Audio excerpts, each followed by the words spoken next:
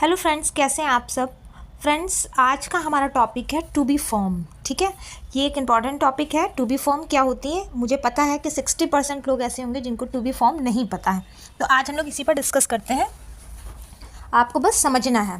तो to be form के लिए सबसे पहले हम लोग रीड करेंगे the verb to be is one of the most irregular verbs in English and it changes form depending on the tense and subject. Here are its principal form. तो सबसे पहले आपको ये समझना है कि irregular verb क्या होते हैं, जो कि मैंने इसका एक वीडियो बना रखा है। मैं आपको शॉर्ट में बता रही हूँ। इरेगुलर वर्ब होते हैं जिनका कोई फिक्स पैटर्न ना हो। जैसे जिन वर्ब के बाद में ईडी लगता है वो रेगुलर वर्ब होते हैं, बट जिनके बाद में ईडी नहीं लगता, जैसे गो, वेंट, गॉन, इनकी तीनों फॉर्म चेंज है, वो होते हैं इरेगुलर वर्ब। जिनकी फॉर्म चेंज हो, गो के बाद वेंट आया, ईडी नहीं लगा है, तो जिसमें ईडी लगता है वो रेगुलर वर्ब्स होती हैं, जिसमें ईडी ना लगे वो इरेगुलर वर्ब्स होती हैं। ठीक है, तो यहीं पर बताया कि the verb to be is one of the most irregular verbs in English and it change form depending on the tense and subject. ठीक है, अपना फॉर्म जो है वो सब्जेक्ट के अकॉर्डिंग चेंज कर लें और टेंस के अकॉर्डिंग से चेंज कर लें। ठीक है, here are its principal form. तो सबसे पहला है प्रिंसिपल फॉर्म कौन सी, टू बी। देखिए, इसको बोला क्या जाता है, टू बी सबसे पहले है पॉइंट है बेस फॉर्म। बेस फॉर्म यानी मेन फॉर्म। ठीक है, उसको बोला गया इन्फिनिटिव। इन्फिनिटिव को हम कैसे प्रेजेंट करते हैं, इन्फिनिटिव हमेशा टू आता है, टू ज़रूर आता है। ओके, कोई भी चीज़ लिखी होगी, कोई सेंटेंस लिखा होगा, उसमें टू आएगा। अगर वो टू आ रहा है तो वो इन्फिनिटिव का सेंटेंस। जैसे इन्होंने नीचे एक एग्जांपल दिया है कि I want to be a doctor, मैं डॉक्टर बनना चाहता हूँ। ठीक है, तो आई वॉन्ट, आई सब्जेक्ट है, वॉन्ट जो है वो वर्ब है, उसके बाद टू बी यानी ये बनने की है, टू बी अ डॉक्टर है। तो ये बोला जाता है बेस फॉर्म, जिसको इन्फिनिटिव भी बोलते हैं। ठीक है, तो यहाँ पर जो टू बी है वो कैसे यूज़ हुआ, I want to be a doctor. अब हम आगे का देखते हैं।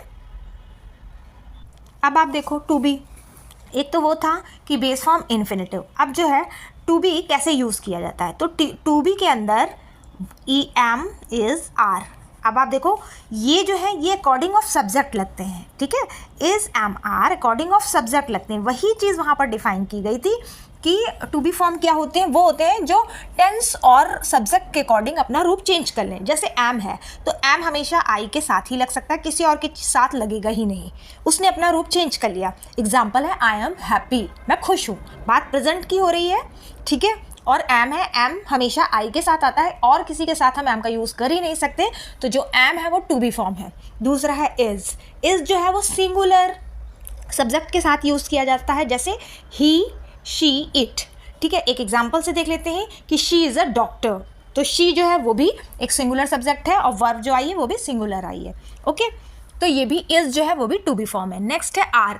आर भी टू बी फॉर्म है। जो आर होता है वो प्लूरल सब्जेक्ट के साथ यूज़ किया जाता है। जैसे एग्जाम्पल हम देखते हैं, दे आर फ्रेंड्स।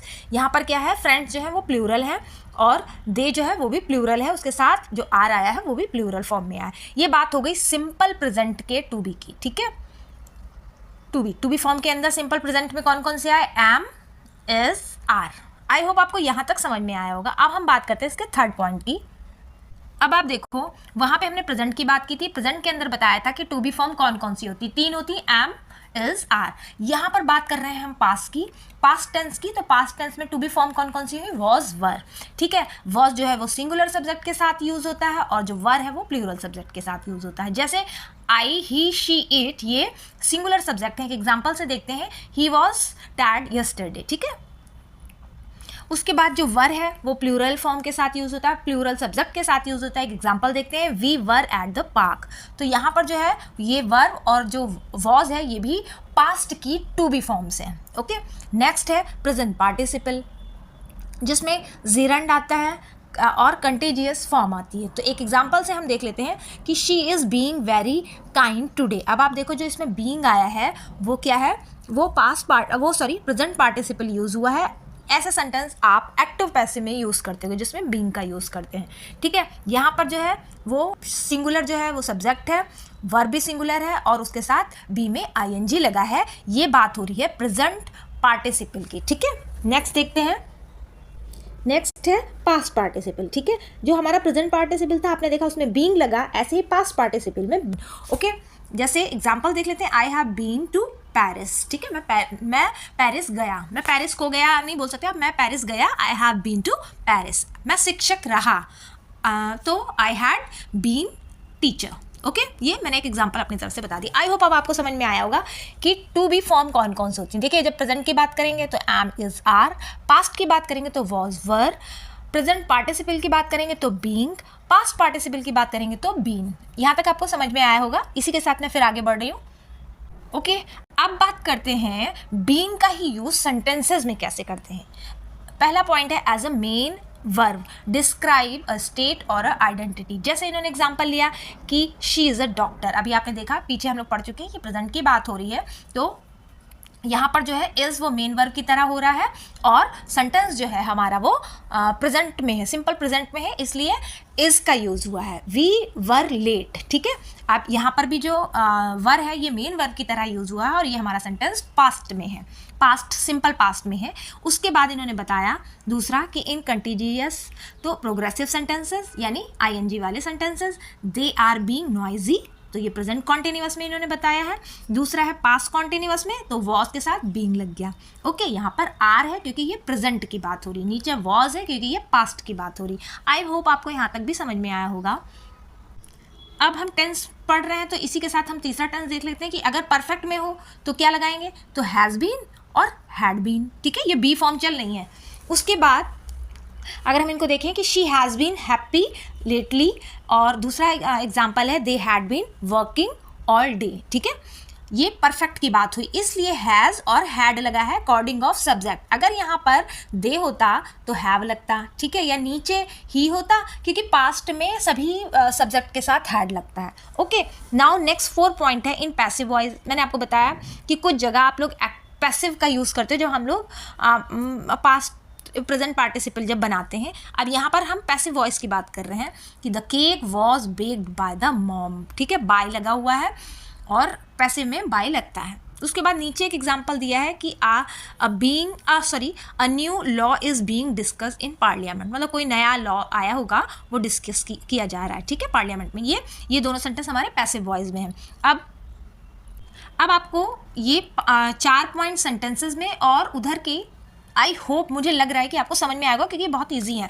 अगर आपको समझ में नहीं आता है तो आप एक बार वीडियो को फिर से देखो। मैं इसको हिंदी में भी आपको एक बार समझाने की कोशिश करती हूँ, जैसे टू बी फॉर्म के रूप का और उनका हिंदी में अर्थ समझे। जैसे इन्होंने दिया है कि टू बी फॉर्म इन्फिनेटिव में होगा तो I want to be a शिक्षक, मैं शिक्षक यानी टीचर, मैं एक टीचर बनना चाहता हूँ। तो देखिए, चाहने की है आई वॉन्ट, ठीक है, आई वॉन्ट टू बी, बनना यानी टू बी, चाहने की वॉन्ट और टीचर यानी शिक्षक। प्रेजेंट में जब टू बी फॉर्म करेंगे तो एम, इज और आर का यूज़ करेंगे। ये मैं आपको बता चुकी हूँ, सिर्फ मैंने एक शॉर्ट में हिंदी में लिख लिया कि कुछ बच्चे ऐसे भी होते हैं जिनको कुछ प्रॉब्लम हो जाती है इंग्लिश में, ठीक है। नेक्स्ट स्लाइड में हम देखते हैं कि अगर वॉज वर हो तो हम लोग कैसे टू बी फॉर्म करेंगे, टू बी फॉर्म का यूज़ करेंगे। जैसे ये है कि ही वॉज टायर्ड, ठीक है, वह थका हुआ था। अब यहाँ पे वर लगा हुआ है तो वी वर एट होम, हम घर पे थे। वी जो वॉज होता है वो सिंगुलर के साथ लगता है और वर होता है वो प्लूरल फॉर्म के साथ लगता है। Being, she is being polite, वह विनम्र यानी बहुत प्यार से बोलने वाली बनी हुई है। उसके बाद बीन, मैं दिल्ली गया हूँ, I have been to Delhi, ठीक है। तो आई होप आपको ये सारे पॉइंट समझ में आ गए होंगे कि ये पॉइंट क्या डिस्कस करना चाह रही हूँ मैं, आपको हिंदी में क्यों बताना चाह रही हूँ, क्योंकि कुछ बच्चे ऐसे होते हैं जिनको कभी कभी कोई डाउट रहता है तो वो एक बार हिंदी में भी समझ सकते हैं। आई होप आपको ये वीडियो भी समझ में आया होगा। अगर आपको कोई चीज़ समझ में नहीं आती तो पहले आप एक बार वीडियो पूरा देखो, ठीक है, और अगर उसके बाद भी कोई प्रॉब्लम है तो आप मेरे को मैसेज करके पूछ सकते हो, ठीक है, I will solve. Okay, thank you.